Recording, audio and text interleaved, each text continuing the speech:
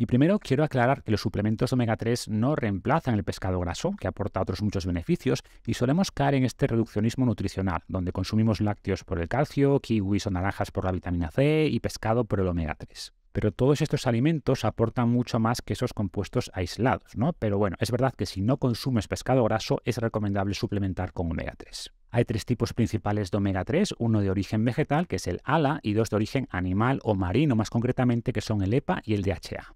Nuestro cuerpo solo puede usar realmente estos dos y cuando consumimos ALA, por ejemplo en semillas de lino o en frutos secos, nuestro cuerpo debe convertirlo a EPA y DHA. ¿Qué ocurre? Que esta conversión es baja. Menos del 5 o 10% del ALA se convierte en EPA o DHA. Esto en general. Y hay personas con ciertos polimorfismos genéticos que tienen una conversión mucho más baja todavía, y esto es algo que se puede saber con un test genético, y en estas personas con muy baja conversión es más importante todavía consumir pescado o suplementar. También merece la pena recordar que la evidencia sobre suplementación con omega 3 no es súper contundente, o sea, hay muchos estudios que muestran efectos positivos en la enfermedad cardiovascular, en Alzheimer, en síntomas de depresión, en mejora de la vista o más concretamente en prevención de la degeneración macular asociada al envejecimiento, también en reducción de la inflamación, o sea, hay bastante evidencia positiva como para recomendar la suplementación, pero también tenemos metaanálisis donde no se han visto beneficios claros.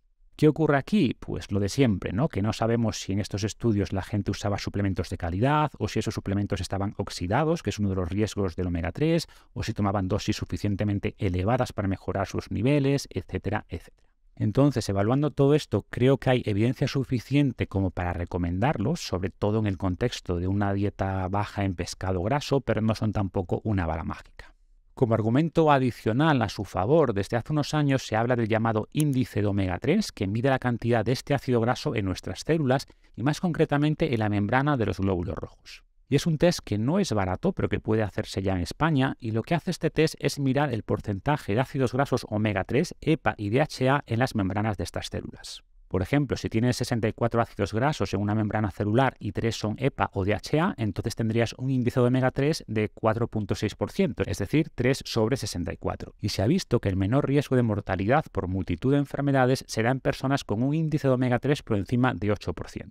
Un estudio más de 2.000 sujetos, publicado en 2021, concluyó que los fumadores con altos niveles de omega 3 mostraban la misma mortalidad que los no fumadores con bajo nivel de omega 3. Esto no quiere decir que fumar sea igual de malo que tener bajos niveles de omega 3, pero sí parece apuntar a que es un compuesto importante. Y pasando ya a los suplementos, hay dos aspectos importantes a considerar.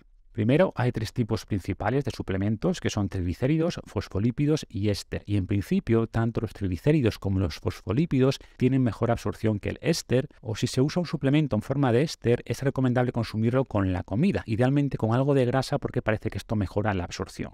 Y como digo, no es que sea mala la opción del éster y muchos estudios con resultados positivos han usado esta formulación, pero en general recomendaría los triglicéridos, que son bastante comunes y aportan más dosis de omega 3 respecto a los fosfolípidos. Y tenemos al menos un estudio donde se encontró un mayor aumento del índice de omega 3 al suplementar con la forma de triglicérido respecto a éster. El segundo aspecto a considerar a la hora de seleccionar un suplemento es que tenga certificado IFOS, que vela en primer lugar porque el producto cumpla con los ingredientes activos que especifican el etiquetado, o sea que tenga el omega 3 total y EPA y DHA que indica la etiqueta, que tenga al menos un 60% de EPA y DHA, que tenga unos niveles de PCBs, de metales pesados y de contaminantes bajos, y también poca oxidación, que este es uno de los riesgos, como decía antes, de estos suplementos, ya que el omega 3 es un ácido graso poliinsaturado que se oxida con facilidad, sobre todo si se expone a la luz, al calor, etc. Y por eso es también importante guardarlo bien después en casa en un sitio oscuro y fresco. Y por supuesto puede haber productos muy buenos sin el sello IFOS y productos que tengan el sello IFOS y que estén ahí en el límite, ¿no? Pero bueno, ante la duda, pues mejor que tenga el sello y eso aumentará la probabilidad de que selecciones un buen omega 3. Y si quieres marcas concretas, pues en las notas del episodio pongo un par de ejemplos que yo he usado y que son muy buenos productos, pero obviamente existen otras buenas opciones.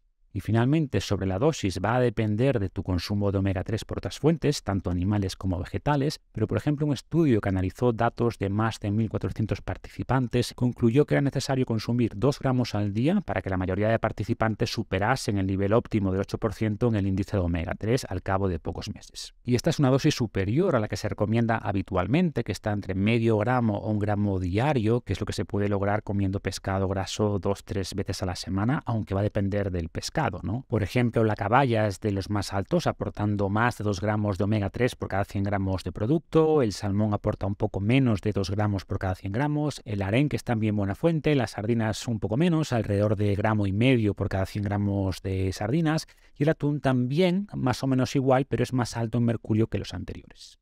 En resumen, el omega 3 es un ácido graso esencial, lo ideal es consumir pescado graso entre 2 y 3 veces a la semana y en caso de no llegar a ese nivel sería recomendable consumir un buen suplemento de omega 3 que cumpla con los requerimientos anteriores e incluso personas que consumen pescado podrían también beneficiarse de un extra de omega 3 porque parece que la dosis para llegar al nivel óptimo de omega 3 en sangre está alrededor de los 2 gramos diarios, pero sería mucho menos relevante que en quienes no consuman ninguno de los pescados que comenté antes.